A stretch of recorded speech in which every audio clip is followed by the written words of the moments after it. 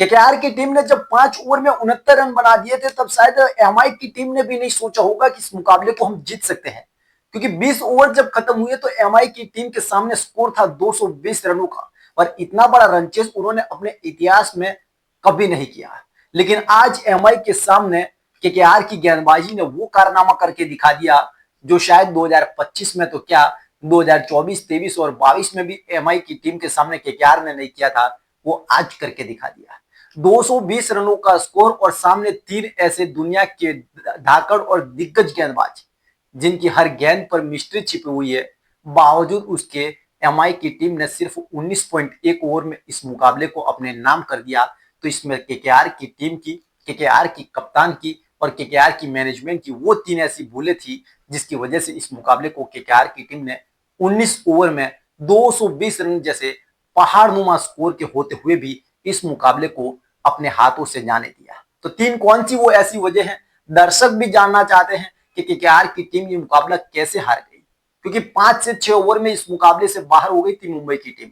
बावजूद इसके मुंबई की टीम इस मुकाबले को 20 ओवर तो छोड़िए, 19.1 ओवर में ही इस मुकाबले को अपने नाम करवा देती है और सबसे बड़ी हार में से एक हार केकेआर को थमा देती है।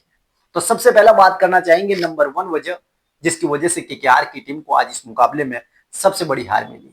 नंबर 1 वजह है वो है केकेआर की मैनेजमेंट और केकेआर का वो फैसला जिसकी वजह से आज इनको ये इतनी बड़ी, इतनी तूफानी हारों में से एक हार मिली है।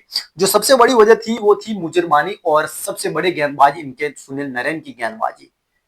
4 ओवर की गेंदबाजी एक गेंदबाज डालता है ना, लेकिन इन दोनों गेंदबाजों को 4 ओवर की गेंदबाजी नहीं मिली। अब सोचकर आप भी हैरान हो गए होंगे कि 4 ओवर की गेंदबाजी मिलती है, उसमें भी 3 ही ओवर करवाए इनसे। 19 ओवर की गेंदबाजी हुई और 2 ओवर इनके ही निकाल दो तो सिर्फ 17 ओवर बाकी रहते हैं। इतने बड़े रन चेज में मुंबई जैसी बड़ी टीम के सामने अगर ये 2 ओवर इतने बड़े गेंदबाजी नहीं डालेंगे तो फिर हाल आपका यही होने वाला है जो यहां पर हुआ है। 3-3 ओवर की इन दोनों को गेंदबाजी मिली। सोचिए अगर इनके 2 ओवर बचा के नहीं रखे जाते, 14, 15 या 16वें ओवर में इन दोनों को इस्तेमाल कर दिया जाता और एमआई की टीम के 2-3 विकेट अगर वहां पर ये दोनों चटका सकते, जो इनके अंदर काबिलियत है, दम रखते हैं, क्योंकि मुजरबानी ने वो काम वर्ल्ड कप में करके दिखाया था और उसी की वजह से उनकी टीम ना सिर्फ क्वालिफाई की थी सुपर 8 में, बल्कि उसी की वजह से इनको आईपीएल में इस बार पहली बार मौका मिला। केकेआर की टीम ने इनको खरीदा, लेकिन ऐसा कुछ भी नहीं हुआ और केकेआर की मैनेजमेंट ने यह फैसला लिया या फिर रहाणे ने फैसला लिया, लेकिन ये सबसे बड़ी भूल थी उनकी मैनेजमेंट की कि इन 2 खिलाड़ियों के 2 ओवर बचा करके रखे, लेकिन अगर 2 ओवर हो जाते तो शायद मैच का पासा पलट सकते हैं। दूसरी सबसे बड़ी गलती, दूसरी जो गलती है वो है वरुण चक्रवर्ती। वरुण चक्रवर्ती ने खुद ने ये गलती की है। जो भूल वो आप वर्ल्ड कप में करते हुए दिख रहे थे वो वही यहां पर करते हुए दिख।